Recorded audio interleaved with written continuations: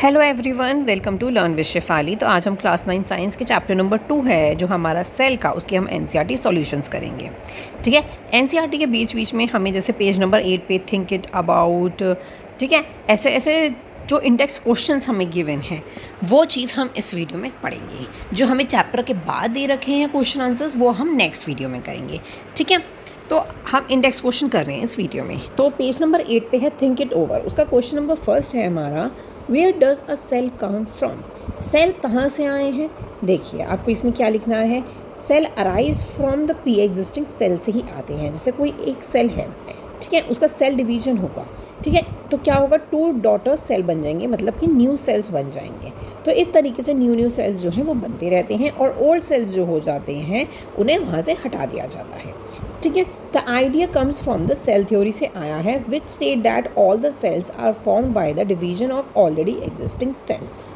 ठीक है, अगर ये क्वेश्चन जो है लॉन्ग में आता है तो सबसे पहले आप सेल कहाँ से आए हैं, हमें कहाँ से मिले हैं, वो वाला जो आपका था ना कि बॉइलिंग वाटर वाला, आपको याद आ गया होगा, मुझे कमेंट सेक्शन में बताइएगा कि आपको कितना याद है वो वाला पॉइंट, वो आप इसके अंदर ऐड कर सकते हैं। ठीक है, नेक्स्ट क्वेश्चन हमें दे रखा है, how have a technological inventions facilitates the creations of the new knowledge in understanding the world beyond the naked eyes. अब जो कौन सी ऐसी टेक्नोलॉजी इन्वेंशंस हुए थे जिससे न्यू नॉलेज जो है वो जिससे हम इस वर्ल्ड को जो है अच्छे से समझ पाएँ बियॉन्ड द नेकेड आइज, जो कि हम नेकेड आइज से नहीं देख सकते हैं। दैट इज़, मैंने आपको बताया था 2 तरह के माइक्रोस्कोप्स जो हैं वो इन्वेंशंस हुए थे, that is light microscope and electrons microscope. Light microscope क्या होते हैं? लाइट माइक्रोस्कोप्स वो होते हैं जिसमें हम सेल्स देख पाते हैं, लेकिन इलेक्ट्रॉन माइक्रोस्कोप वो होते हैं जो डिटेल रिवील करता है, जैसे कि ऑर्गेनल्स की।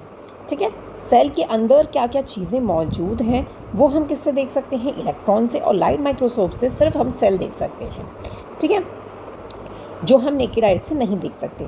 The investigation of the microscope has made it possible to observe the structure that are too small to be seen with the naked eyes. ठीक है, ऐसे स्ट्रक्चर्स को हम माइक्रोस्कोप ने पॉसिबल किया है जो कि हम नेकेड आई से सीन नहीं कर सकते हैं। Light microscope allow us to see the cells, where the electrons microscopes reveals the further details like organelles. These technologies have helped the scientists understand all the cell structures, functions and the microorganisms. इस technology की वजह से scientist की बहुत ज़्यादा help हुई है कि वो सेल स्ट्रक्चर को, फंक्शंस को और माइक्रोस्कोप्स को जो है वो अच्छे से समझ पाए, अच्छे से उन्हें अंडरस्टैंड कर पाए। ठीक है, नेक्स्ट क्वेश्चन हमें दे रखा है, how is the cell structure and the functional unit of light. इसमें इंडेक्स क्वेश्चंस में हमें वो क्वेश्चन दे रखे हैं जो कि हमें जैसे बोलते हैं ना कि सेल जो है वो structure and functional unit of life है, लेकिन जो पीछे क्वेश्चन दे रखे हैं उसमें ये चीज़ क्वेश्चन नहीं मिलने का आपको कि आखिर कैसे जो है cell structure of functional unit of life कहा जाता है, क्यों कहा जाता है उसको। ठीक है, क्यों कहा जाता है उसको? क्योंकि सेल जो है फॉर्म करता है एक स्ट्रक्चर को, एक लिविंग ऑर्गेनिज्म के स्ट्रक्चर को। वो ऑर्गेनिजम्स किससे बने होते हैं? वो एक से ज़्यादा सेल से बने हुए होते हैं और वो बहुत से डिफरेंट सेल्स एक साथ मिलके क्या परफॉर्म करते हैं? डिफरेंट फंक्शंस परफॉर्म करते हैं। ठीक है, तो इसीलिए structure, cell form the structure इसीलिए कहा गया कि स्ट्रक्चर्स फॉर्म करता है लिविंग ऑर्गेनिज्म का। All the living organism are made up of 1 and more cells. और फंक्शन क्यों कहा गया है? They also perform the all the virtual functions such as respiration, nutrition, excretion and reproduction. Thus the cell is both the structure and the functional unit of life. मैंने आपको structure भी explain किया, मैंने आपको फंक्शनल भी explain किया कि क्यों कहा जाता है। ठीक है, how does a cells multiplies. Cells आखिर मल्टीप्लाई कैसे होते हैं, न्यू सेल्स कैसे बनते हैं? मैंने आपको 2 प्रोसेसेस बताए थे, that is mitosis and mitosis. ठीक है, मीटोसिस में क्या होता है कि सेल जो डिवाइड होता है उससे 2 न्यू डॉटर सेल्स बनते हैं, ठीक है, जो कि जेनेटिकली आइडेंटिकल होते हैं अपने पेरेंट्स से, जैसे डीएनएज में होता है, जैसे नंबर्स ऑफ क्रोमोसोम्स में होता है, जो ये यूज़ किया जाता है for the growth, repair of damage tissues and replacement of old cells. ठीक है, जिससे ओल्ड सेल्स को हटा दिया जाए और न्यू आइडेंटिकल सेल्स जो हैं वो बन जाए। जितने भी डैमेज टिश्यूज़ हैं वहाँ पे न्यू सेल्स का यूज़ होता है। हमारी ग्रोथ में, किसी भी ऑर्गन को, किसी भी टिश्यू को रिपेयर वगैरह करने में उसमें जो है ये हेल्प करता है। ठीक है, माइटोसिस में क्या है कि पेरेंट सेल जो है वो डिवाइड होता है 2 बार। उसमें क्या होता है, एक बार डिवाइड होता है जिससे 2 आइडेंटिकल सेल्स बनते हैं। ये होता है 2 बार ट्विंस डिवाइड हो जिससे 4 डॉटर सेल्स बनते हैं, जो कि हाफ होते हैं number of chromosomes of the parent से, जो कि रिप्रोडक्शन ऑर्गन्स में यूज़ किया जाता है। जो कि खाली रिप्रोडक्शन ऑर्गन्स में ही बनते हैं for genetically different daughter cells, ठीक है। और ये यूज़ कब किया जाता है, स्पर्म और एग सेल्स में यूज़ किया जाता है फॉर द सेक्शुअल रिप्रोडक्शन के टाइम पर, ठीक है। इसको कहाँ यूज़ किया जाता है, फॉर द सेक्शुअल रिप्रोडक्शन के टाइम पे आप पढ़ सकते हैं, ठीक है। One cells divide to provide two identical cells that are genetically identical to the parent cells, same as DNA, same numbers of chromosomes, use for the growth, repairment of damage tissues and the replacements of the old cells, ठीक है। मैंने with diagram आपको provide कर रखा है। Mitosis में क्या है, parent cells divide twice to produce 4 daughter cells such as with the half the number of chromosomes of the parents, occur only in the reproduction organ में ही यह चीज़ होती है, and is used to produce the gametes, sperm and the egg cells for the sexual reproduction, ठीक है। आप diagrams भी बना के आओगे ना तो आपका क्वेश्चन आंसर जो है आपका और ज़्यादा प्रेजेंटेबल लगेगा एग्जाम्स में, है ना। अब 9th क्लास थोड़ी सी मुश्किल हो गई है तो आप साथ साथ डायग्राम्स बनाना भी सीखिए। सेल्स डिवाइड, लाइफ कंटिन्यू, है ना, एक पॉइंट लिख दिया मैंने। अब पेज नंबर 12 पे हमें दे रखा है व्हाट इफ़, क्या होगा अगर ऐसी ये चीज़ होती है तो इसका रिजल्ट क्या निकलेगा, अब आपको ये बताना है इसके अंदर। 5th क्वेश्चन हमें दे रखा है moong beans seeds are kept in a concentrated solution after soaking in water for 12 hours, what will happen to them. देखिए इसमें क्या हुआ है, पहले वो पानी में रखे गए हैं 12 घंटे के लिए, ठीक है। फिर उसके बाद उसे रखा गया कॉन्सेंट्रेटेड सॉल्यूशंस में, ठीक है, जैसे इसमें मैंने पिक्चर बना रखी है। अब कॉन्सेंट्रेटेड सॉल्यूशन में क्या होगा, वाटर जो है वो मूव होगा, डाइल्यूट होगा, किससे, आउटसाइड सॉल्यूशन में वो निकलेगा थोड़ा ऑस्मोसिस प्रोसेस, जिसकी वजह से सीड्स क्या होंगे, वाटर को लूज़ कर देते हैं कॉन्सेंट्रेटेड सॉल्यूशन में और वो क्या हो जाते हैं, श्रिंक हो जाते हैं, ठीक है। सीड्स श्रिंक भी हो जाते हैं और वो छोटे भी हो जाएंगे। लेकिन जब वो 12 घंटे पड़े रहे थे पानी में तो वो क्या हो गए थे, वो फूल गए थे, वो प्लम्प हो गए थे, ठीक है। नॉर्मल पानी में जो है सीड्स जो है वो फूल जाते हैं, ठीक है। तो वो आपको इसके अंदर लिखना है।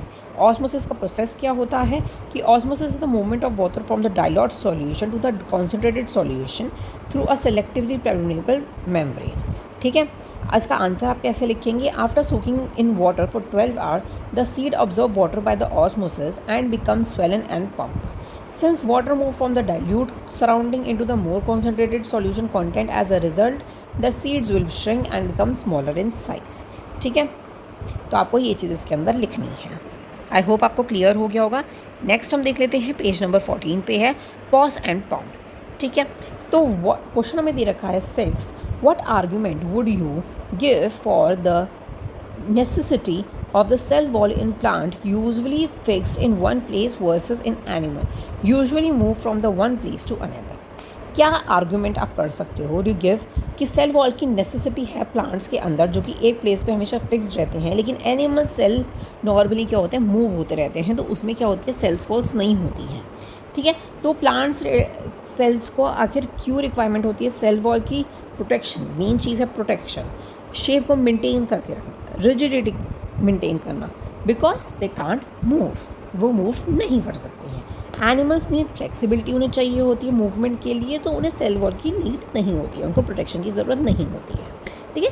सेम मैंने आपको डायग्राम में भी लिखा है, ये rigid, protected and fixed in one place पे होता है। एनिमल सेल्स में फ्लेक्सिबल, कोई सेल वॉल नहीं होती, and can move from the one place to another, ठीक है। ये आपको इसके अंदर लिख देना है। नेक्स्ट हमें दे रखा है what consequences would you predict for the plant cells if its cells wall were to become as flexible as a cell membrane. कौन सी कॉन्सिक्वेंसेज होते हैं, आप प्रिडिक्ट करेंगे सेल वॉल जो है, अगर सेल वॉल जो है वो फ्लेक्सिबल हो जाए एज अ सेल मेम्ब्रेन की तरह, मतलब बिना सेल वॉल के प्लांट्स जो हैं वो फ्लेक्सिबल हो जाएंगे, उनकी शेप लूज हो जाएगी, वो बहुत वीक हो जाएंगे और उनका जो ऑस्मोटिक प्रेशर है वो क्या हो जाएगा, बर्स्ट हो जाएगा, ठीक है। सेल वॉल को क्या चाहिए होता है, रिजिडिटी चाहिए होती है, वो अपनी मतलब शेप मेंटेन करते हैं, उन्हें प्रोटेक्शन चाहिए होती है बर्स्टिंग से, ठीक है। सेल वॉल अगर फ्लेक्सिबल हो जाएंगे, जैसे कि मैंने आपको ये डायग्राम गिवन है, cell wall become as flexible as a cell membrane, cell blast due to the osmotic pressures की वजह से क्या हो जाएंगी, वो ब्लास्ट हो जाएंगी, ठीक है। ऑस्मोटिक प्रेशर क्या होता है मैंने साइड में लिख रखा है, मैं ऐसी डिटेल्स आपको साइड में मेंशन करती जा रही हूँ। Osmotic pressure is the pressure required to stop the flow of water molecules through the semi membrane from the region of the high water concentration to the region of lower water concentration, मतलब concentrated solution. Osmotic pressure हो गया, वो pressure हो गया जो कि required to stop water molecules का जो फ्लो है उसको स्टॉप करता है, ठीक है। अगर वाटर मॉलिक्यूल्स का वाटर स्टॉप हो जाएगा तो क्या होगा, सेमी मेम्ब्रेबल मेम्ब्रेन में हाई कॉन्सेंट्रेशन से लो कॉन्सेंट्रेशन में चले जाएगा, तो इसी वजह से वो क्या हो जाता है, ब्लास्ट हो जाता है। ठीक है। इन सिंपल वर्ड्स में बोले, it is a pressure that push water into a cell when it is placed in the solution. तो एक प्रेशर होता है जो कि वाटर को पुश करता है वॉल सेल के अंदर, जो कि सॉल्यूशन के अंदर प्लेस किया जाता है। Cell wall provide strength and protection which is necessary because plants are fixed in place. Animals need flexibility for movement as they do not have a cell wall. ठीक है, मैंने सिंपल लैंग्वेज में भी लिख रखा है, आप इस आंसर में ऐड कर सकते हैं। 8th में हमें दे रखा है, why is it important to cut the two potato pieces in the रफली equal size and measure their initial weight before placing them in the different liquids. ये इम्पॉर्टेंट क्यों है कि 2 पोटैटो के पीस अगर हमने लिए थे हैं इक्वल साइज़ और इक्वल शेप में, हम उसे काट रहे हैं, फिर उसका इनिशियल वेट भी हम मेज़र कर रहे हैं उसे डिफरेंट सॉल्यूशन में डालने से पहले, तो क्या चीज़ आपको दिखाई देगी उसके अंदर, क्या चेंजेस आपको दिखाई देंगे उसमें, आपको वो बताना है।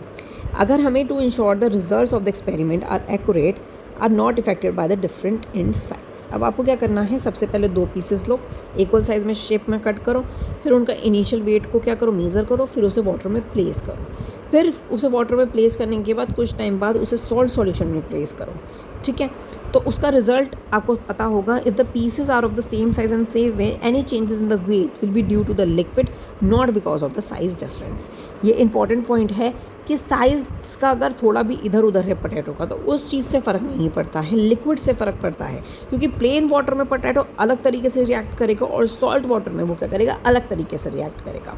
ठीक है, तो वो रिएक्ट भी आपको इसके अंदर लिख सकते हो आप। वैसे हमें ये चीज़ नहीं बोला गया, ये बोला गया कि हम ये चीज़ इंपॉर्टेंट क्यों है कि हम उसे लिक्विड में डालें। ठीक है, क्योंकि आलू उबलते हैं घर में, पानी में उबलते हैं वो, तो क्या हो जाते हैं, वो सॉफ्टन हो जाते हैं। ठीक है, तो वैसे ही सॉल्ट सॉल्यूशन में अगर आप डालोगे तो कैसा वो रिएक्ट करेगा, तो उसके साइज़ मैटर नहीं करता, ये मैटर करता है कि वो कौन से लिक्विड में डाला गया है। ठीक है, आपको ये चीज़ इसके अंदर लिखनी थी। नेक्स्ट है 16th question, threads of curiosity वाला क्वेश्चन है। ठीक है, अब क्यूरियोसिटी में आपको आरबीसी के बारे में दे रखा है था, तो मैंने यहाँ पे लिख दिया है कि आरबीसी में क्या होता है, some cells are specially to perform the specific functions perform करते हैं। जैसे रेड ब्लड सेल्स जो हो गए ह्यूमन के अंदर, उनके अंदर न्यूक्लियस नहीं होते हैं। ठीक है, कोई न्यूक्लियस नॉर्मल सेल्स में न्यूक्लियस प्रेजेंट होता है, लेकिन मैच्योर रेड ब्लड सेल्स में न्यूक्लियस प्रेजेंट नहीं होता है, जिससे कि हीमोग्लोबिन को ज़्यादा स्पेस मिल जाती है, ऑक्सीजन ज़्यादा ट्रांसपोर्ट करती है, लेकिन इनकी लाइफ स्पैन जो होती है वो सिर्फ 120 डेज़ की ही होती है। ठीक है, तो इसमें वही चीज़ इसके अंदर लिख रखा है, क्योंकि उसके अंदर न्यूक्लियस नहीं है, वो रिपेयर नहीं कर सकते, वो अपने आप को डिवाइड नहीं कर सकते, इसकी वजह से उसका लाइफ स्पैन जो होता है वो बहुत शॉर्ट होता है, वो 120 डेज़ ही क्या करते हैं, सर्वाइव कर पाते हैं। ठीक है, do you know any other sales without nucleus. अब यहाँ पे बात आई ना, बिना न्यूक्लियस के कोई और सेल हो सकता है।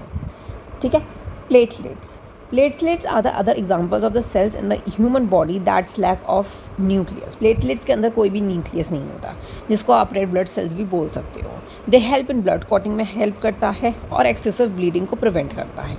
ठीक है, प्लांट्स के अंदर सिर्फ ट्यूब सेल्स होते हैं जो ऑल्सो लूज करते हैं अपने न्यूक्लियस के अंदर, वो बहुत ज़्यादा मैच्योर्स होते हैं। ठीक है, कोई भी न्यूक्लियस उसमें प्रेजेंट नहीं होता, वो ट्रांसपोर्टेशन ऑफ फूड में हेल्प करते हैं। ठीक है, प्रिपेयर्ड इन लीव्स में प्रेजेंट होते हैं, other parts of the plants में। Specialisations of the cell help in performing the specific function effectively. अब यहाँ पे क्या बात हुई, ह्यूमन की बात हो गई, मतलब एनिमल सेल्स की बात होगी, यहाँ पे प्लांट सेल्स की। प्लांट सेल्स में क्या होता है, सिर्फ ट्यूब सेल्स होते हैं जिसके अंदर न्यूक्लियस नहीं होता, और ह्यूमंस के अंदर मतलब एनिमल सेल्स के अंदर प्लेटलेट्स मतलब मैच्योर आरबीसी भी आप लिख सकते हैं, तो उसके अंदर क्या होता है, सेल्स न्यूक्लियस नहीं होता है प्रेजेंट। ठीक है, 19th क्वेश्चन हम देख लेते हैं। 19 पेज पे है, मतलब 10th क्वेश्चन हमें गिवन है, there are any other plastids in the plant cell that contain any pigments other than the green pigments। तो कोई और भी मतलब ऐसा है क्या प्लास्टाइड्स में, प्लांट सेल में जो कि कोई पिगमेंट कंटेन करता है। हाँ, मैंने आपको पढ़ाया था, ठीक से आप याद करिए। क्लोरोमोप्लास्ट में क्या होता है, पिगमेंट कंटेन करता है जो कि फ्रूट्स और फ्लावर्स में आपको दिखाई देते हैं, रेड, पिंक, वाइट, ऐसे। ठीक है, क्रोमोप्लास्ट में क्या होता है, येलो, ऑरेंज, रेड, ये ऐसे कलर्स देते हैं। ठीक है, क्रोमोप्लास्ट में फ्रूट्स, फ्लावर्स, इन सबको कलर्स दिए जाते हैं। ठीक है ना।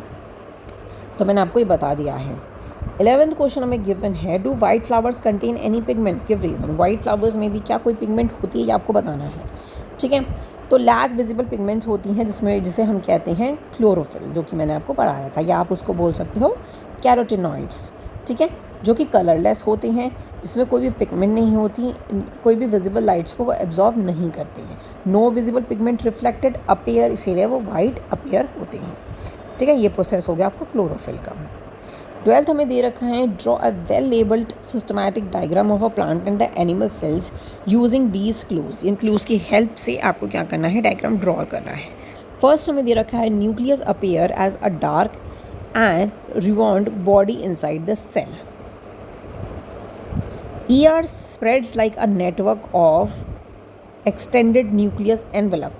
Mitochondria and chloroplast are red shaped. अब आपको ये न्यूक्लियस आपको दिखाना है, ER आपको दिखाना है, माइटोकॉन्ड्रिया, क्लोरोफिल, मतलब आप पूरा ही डायग्राम बना डालो इसके अंदर। तो ठीक है, जो आपको उस समय याद है सब बना डालो। सेल, प्लांट सेल में cell wall, cell membrane, cytoplasma, nucleus, ER, mitochondria, chloroplast and vacuoles, सब आपको दिखा देना है। इसमें सेल मेम्ब्रेन, इसमें nucleus, cytoplasm, ER, mitochondria, nucleus, ribosomes, इसमें बस लाइबोसोम्स आपको ऐड करने हैं, और इसमें सेल वॉल आपको ऐड करना है, क्योंकि एनिमल सेल्स में तो सेल्स वॉल्स होती ही नहीं है, तो बस इसके अंदर दो चीज़ों का चेंज करना है।